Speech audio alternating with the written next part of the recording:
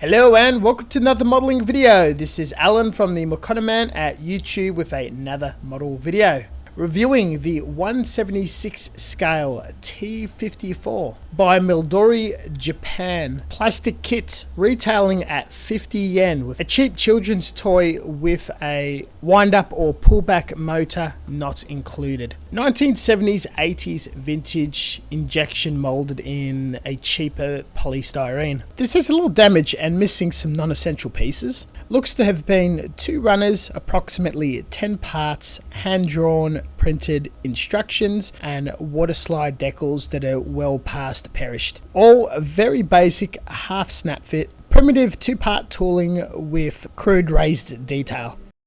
Back in the day, children under the age of 12 would have just ripped the parts off the runner's snap fit, wind, play with it for a few months and find its way in the rubbish bin somehow. Otherwise, we'll be using traditional scale modeling technique and tools with a double cut method with nippers, sanding, knife, and removing basic flaws like flash on gun barrel and flash everywhere else, as it was very poorly molded in some old or tooling.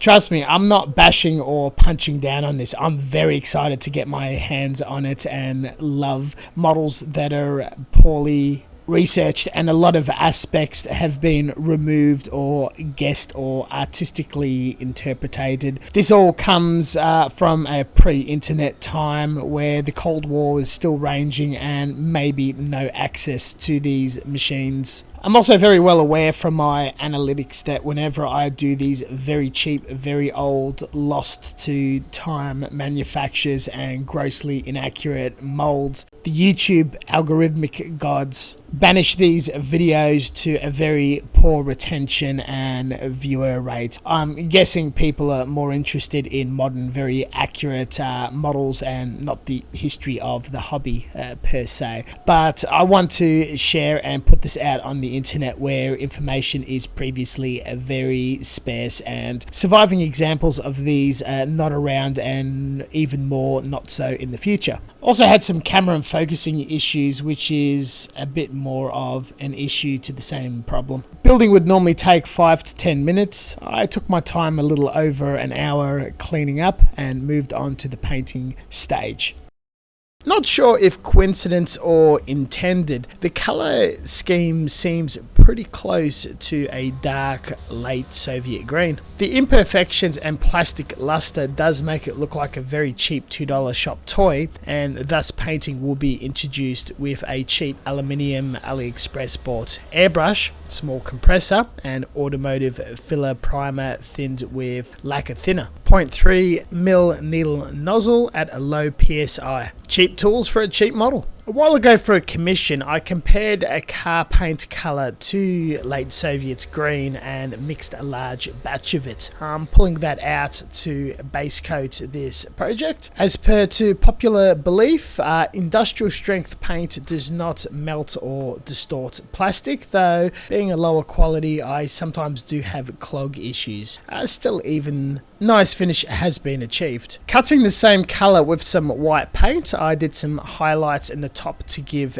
definition of shading. Then Mr. Hobby Clear Black heavily thinned down to touch up the gun barrel and vents for soot. Switching to a paintbrush, I touched up all the road wheels with black, then the edging in between the wheels, front and bottoms of the tank tracks with a mix of brown, silver, black, or burnt tarnished iron. Funnily enough, you can mix your own gunmetal at home with equal parts black and silver, or a little more black. That came out quite nice. Automotive colors as well. Followed by digging through the old decal bin and finding appropriate markings that's similar enough to the colour guide and box art. The T-54-55 is one of the most numerous manufactured Soviet tanks and tanks used around the world, so there's so many options for markings and colours that I could choose from. Not being absolutely accurate or picking up decals online isn't a huge issue.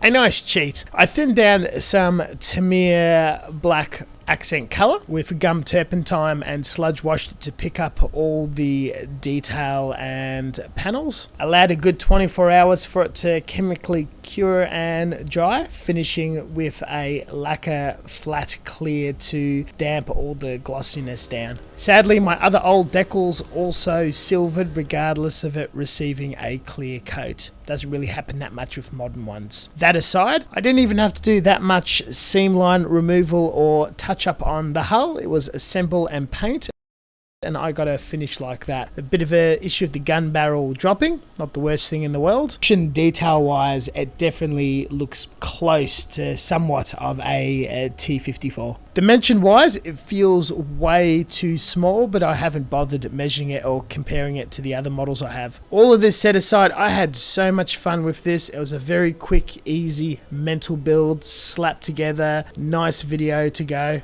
Very charming, and I'm so glad I have this model. It just came in a junk box for free in a very large order of models I got from a wholesaler closing down. No regrets. Thank you very much for watching, and as always, until next time, stay tuned for further content. We'll catch you guys later. See ya.